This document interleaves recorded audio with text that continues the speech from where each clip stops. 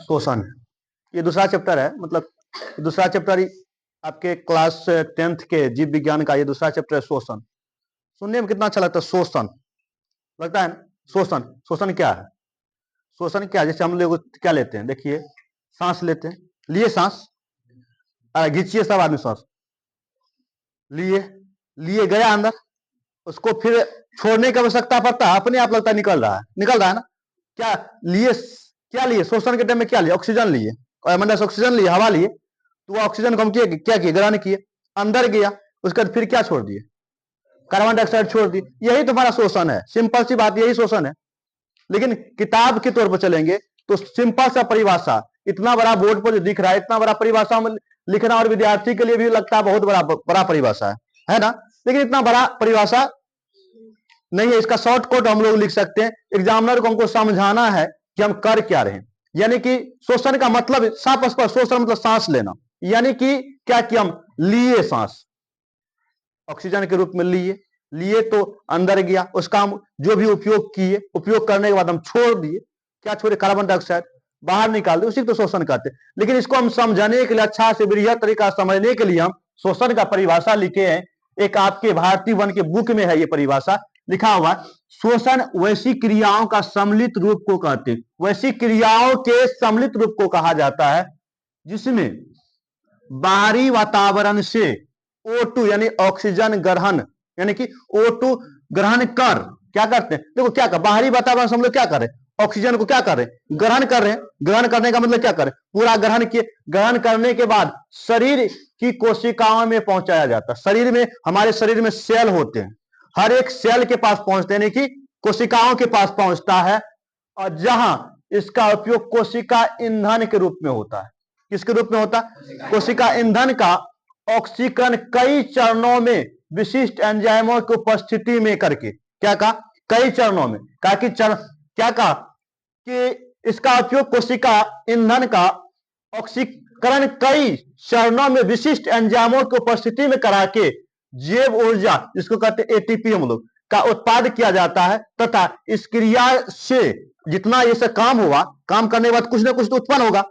क्रिया से उत्पन्न CO2 यानी कार्बन डाइऑक्साइड को फिर कोशिका से शरीर के बाहर निकाल दिया जाता है। सिंपल सा बात है। अभी हम लोग देखिए, अब एग्जाम में अगर क्या लिखना, इसमें तो लिखा हुआ सीधा लिखेंगे शोषण, उसे हम कहते हैं कि हम बाहरी वातावरण से O2 यानी ऑक्सीजन को ग्रहण करके शरीर के विभिन्न भाग तक जाता, उसका उपयोग करते हैं, उपयोग करने के बाद और कार्बन डाइऑक्साइड को बाहर निकाल दिया जाता है, वही शोषण कहलाता है। क्या लिखेंगे? फिर से सुन लीजिए, शोषण उसे कहते हैं या वैसी क्रियाओं का सम्मिलित रूप है जिसमें बाहरी वातावरण से ऑक्सीजन को ग्रहण करना और ग्रहण करके उसका शरीर में कोशिका तक पहुंचता ही है, उसका उपयोग करके और फिर जाके क्या करते हैं? बाहर निकाल देते हैं। एग्जामिनर पूछ जाएगा कि ये शोषण की परिभाषा ये क्या किया, अच्छा से तैयारी करके आया। देखिए, संपूर्ण कोशिकीय शोषण को दो अवस्थाओं में बांटा गया। जितना हमारे अभी पढ़ रहे थे शोषण के बारे में, ऑक्सीजन लेना और छोड़ना, ये अन्योन्य क्रिया होता हमारे साथ। तो देखिए, संपूर्ण कोशिकीय शोषण को दो अवस्थाओं में बांटा गया। कितने अवस्थाओं में बांटा गया? दो अवस्थाओं में बांटा गया है।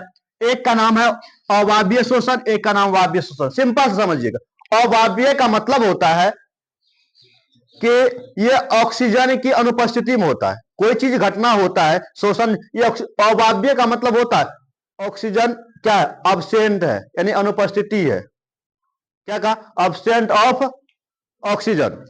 और प्रेजेंट, ये वायवीय में क्या होता है? प्रेजेंट ऑफ ऑक्सीजन, यानी कि ये ऑक्सीजन की उपस्थिति में होगा, ये ऑक्सीजन की अनुपस्थिति में होता है। ये ध्यान रखेंगे। अब देखिए, वायवीय शोषण एवं अवायवीय, यानी अवायवीय एवं वायवीय शोषण में अंतर है। अब देखिए, पहला अंतर तो साफ स्पष्ट दिख रहा है, पहला नंबर में लिख देंगे, दोनों साइड लिख देंगे अवायवीय, एक साइड लिख देंगे वायवीय। मान लेते हैं यहां से हम हटा दिए इसको, बीच में लिख दिए वायवीय, एक साइड लिख दिए अवायवीय। ये सिंपल सा लिख देंगे, हम समझने के वहां लिखेंगे। ये जो है ऑक्सीजन के अनुपस्थिति में होता है। क्या होता? अनुपस्थिति में होता है। किसमें होता है? ये क्या होता है? ऑक्सीजन की उपस्थिति में होता है। क्या होता है? ऑक्सीजन के उपस्थिति में होता है। और ये जो होता है, ये वायवीय शोषण की बात करते हैं, ध्यान दीजिए। वायवीय श्वसन का जो होता है प्रथम चरण जो होता है, इसका वायवीय श्वसन में जो का प्रथम चरण जो होता है कोशिका दर में होता है, कोशिका द्रव्य। प्रथम चरण जो होता है इसका कोशिका द्रव्य तथा द्वितीय चरण क्या होता है, तथा द्वितीय चरण किसी में होता है, माइटोकॉन्ड्रिया में, माइटोकॉन्ड्रिया में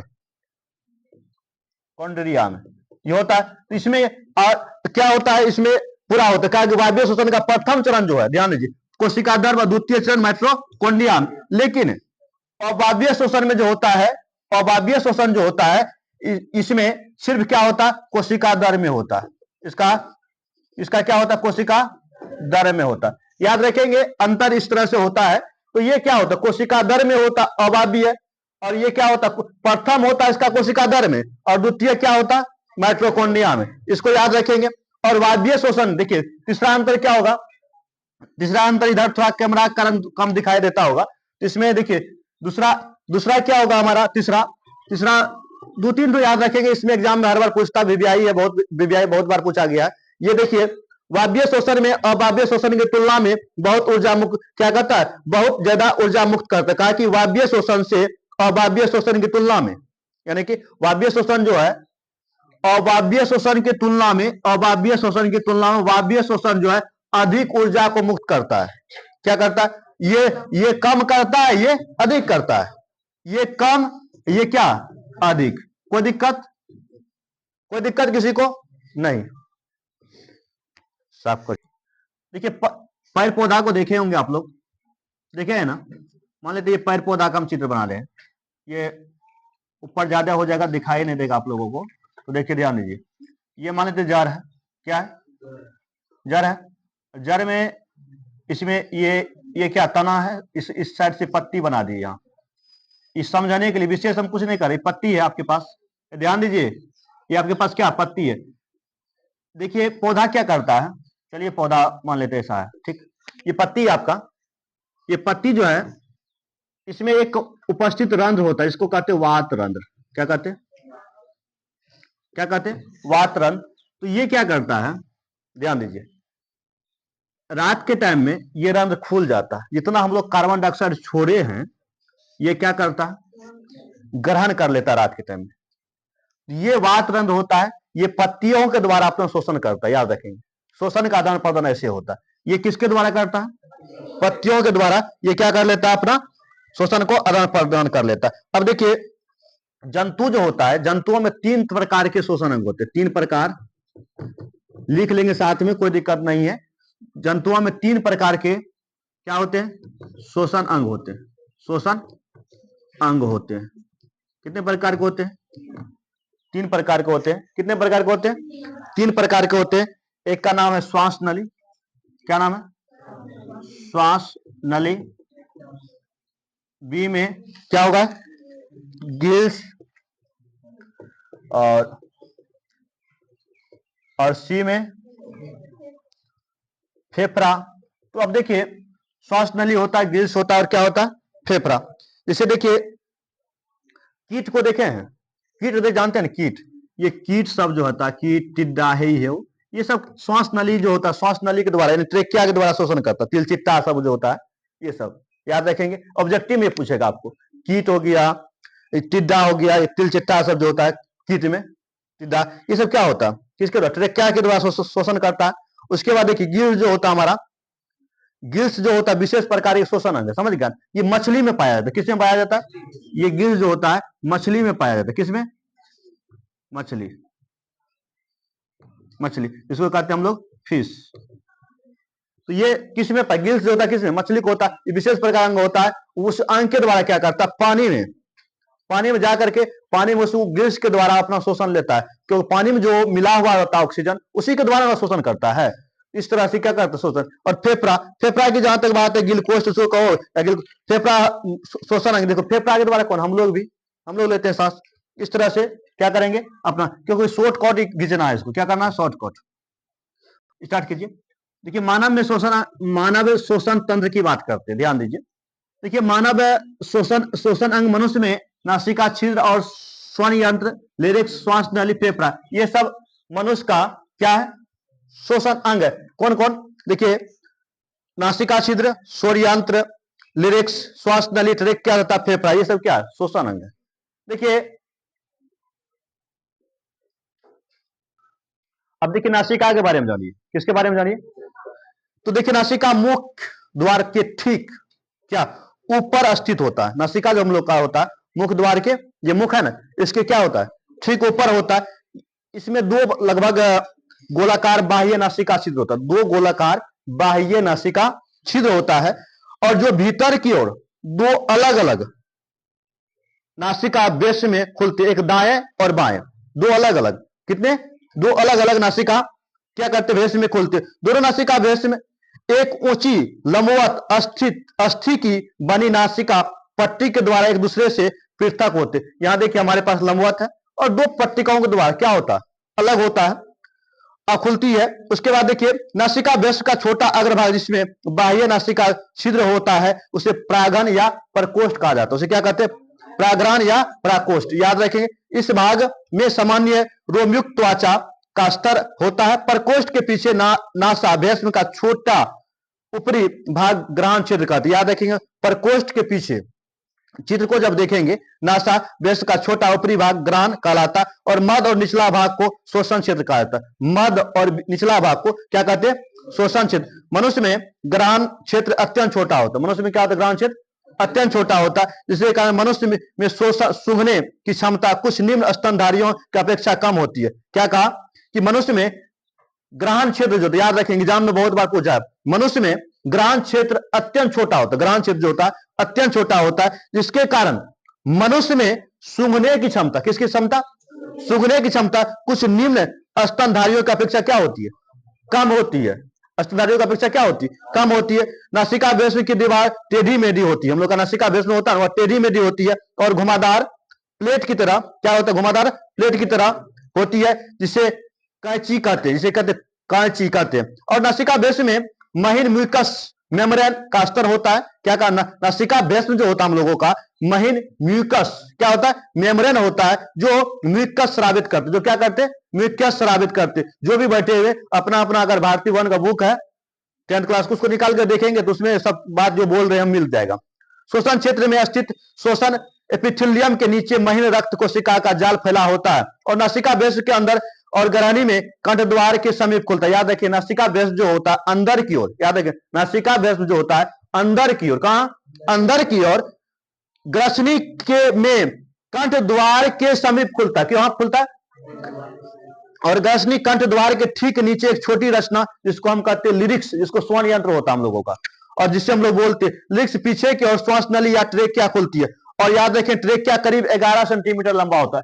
ट्रेकिया जो होता है हमारा वह कितना सेंटीमीटर लंबा, जिसको श्वास नली कहते हैं, कितना होता है, 11 सेंटीमीटर क्या होता है, लंबा होता है। कितना होता है, 11 सेंटीमीटर क्या होता है, और जिसका व्यास लगभग 16 mm होता है। व्यास कितना होता है, 16 mm होता है। व्यास कितना होता है, 16 mm। और ट्रेकिया की पतली दीवार को मजबूती प्रदान करने के लिए बहुत सी उपस्थिति के बने अपूर्ण वलय क्रम से इसकी पूर्ण लंबाई में सजे होते। पूर्ण लंबाई में क्या होते हैं, ये वलय ट्रेकिया से, याद रखिए ये वलय जो होता है ट्रेकिया से हवा को बाहर निकालते हैं। ट्रेकिया से क्या करते हैं, और समय उसे क्या करते, ट्रेकिया से हवा बाहर निकालते समय उसे चिपकने पड़ते हैं, मतलब थोड़ा दबना पड़ता है, और चिपकने से रोकता है, उसको दबने से क्या करता है, रोकता है।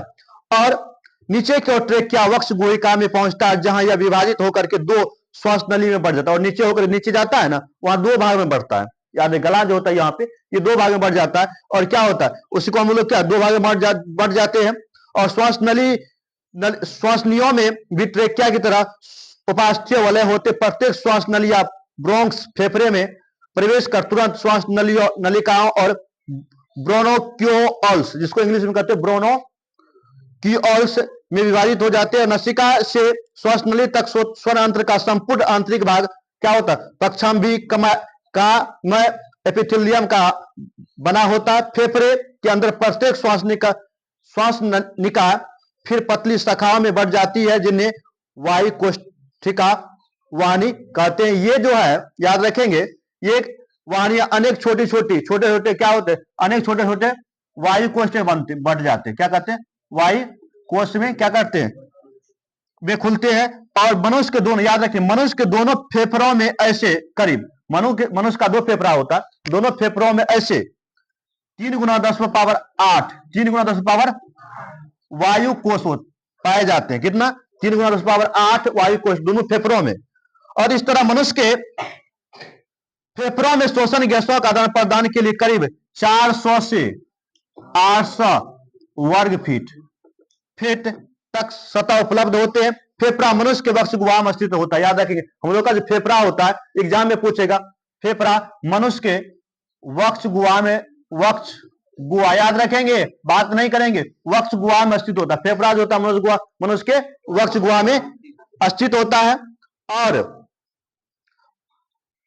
फेफड़ा 2 स्पेसीज गुलाबी थिलीनुमा रचना है जो हृदय के इधर उधर पुलरल गुहाओं में स्थित होता है। पुलरल गुहा के चारों ओर पुलरल मेम्ब्रेन का पतला आवरण होता है, इसे पैरायल पुलर कहते। फेफड़ा और पुलर के बीच म्यूकस जैसा चिकना तरल पदार्थ होता है जो फेफड़ों के फैलने और फिर वास्तविक रूप में लाने से होने वाले घर्षण को कम करते। याद रखेंगे, ये जो हमारा जो ये कह रहे हैं हम लोग पुलरा, जिसका नाम बोल रहे हैं, पुलरा जो होता है हम लोग के शरीर में म्यूकस होता है, फेफड़ा और पुलरा के बीच में एक म्यूकस होता है, चिकना म्यूकस जो ऐसे फूलता है,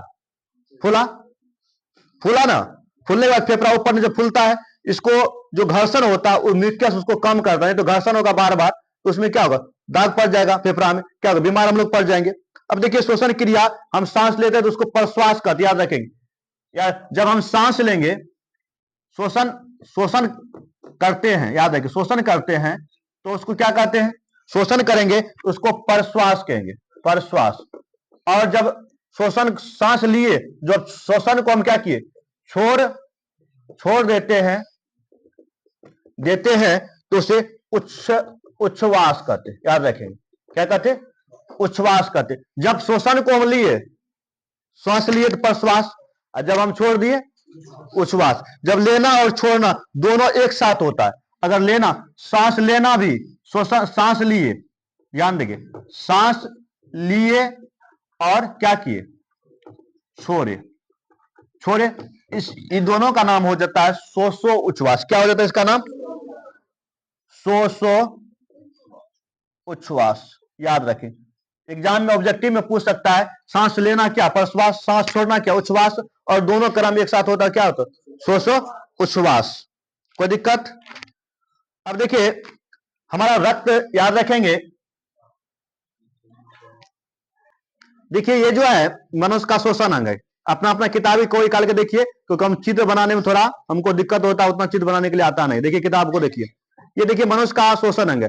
देखिए ये जो देख रहे हैं चित्र, सबसे ऊपर में, ध्यान दीजिए, किताब को देखिए, शबनम कुमारी क्या कर रही है, तो इसमें देखिए सबसे ऊपर में ये नासिका बेस में, ये देख रहे हैं हम लोग नासिका बेस में, और एग्जाम में ये पूछता है, याद रखेंगे, एग्जाम में क्या होता है। उसके बाद देखिए, जैसे नासिका बेस के नीचे मुख होता है ना, मुख के जस्ट बगल में गला है, गला के बगल में क्या है, लेरिक्स है, लेरिक्स के जस्ट जो बड़ा वाला लाइन है, ये ट्रेकिया, इसी को कहते हैं श्वास नल, इसी क्या कहते हैं हम लोग।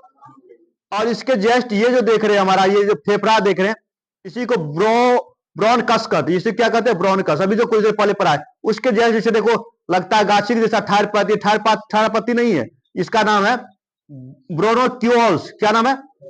और इसमें छोटा छोटा पत्ता ऐसा दिख रहा है, इसी को वायु कोष्ठक कहते हैं। हम बताए कुछ देर पहले, 3 गुना 10⁸ जो होता है, दोनों फेफड़ा वायु कोष्ठक होता है। उसके चारों साइड जो होता है पेराइडल पुलर होता है। ये पेराइडल पुलर क्या होता है जानते हैं? ये इसके चारों साइड म्यूकस होता है, ये जो फूलता है, अति होता है, इस चिकना को, ये जो फूलना और अति करना, इसको कम करता है चिकना को, म्यूकस। उसके बाद देखिए, उस ट्रेकिया के बाद ये देखिए हमारा फेफड़ा है, फेफड़ा दिख रहा होगा, और ये हमारा ये बीच वाला जो खाली स्थान है, ये हृदय का स्थान, ये बीच में जो खाली स्थान, ये यहाँ पर हार्ट रहता है, हृदय, जिसको हम लोग कहते हैं दिल के बारे में, हार्ट। उसके बाद ये चारों साइड जो होता है, ये डायफ्राम होता है। देखिए ये जो हमारा रक्त है, रक्त जान रहे हैं, शरीर में रक्त होता है ना, सबके शरीर में रक्त है कि एक ही शरीर रक्त है? ब्लड से भच भच कर रहा है, तुम लोग अभी नहीं कर रहा है। तो देखिए हमारे शरीर में रक्त होता है, वह लाल होता है। 2 रक्त होता है, एक श्वेत रक्त होता है, एक लाल रक्त होता है। हम लाल रक्त की बात करेंगे।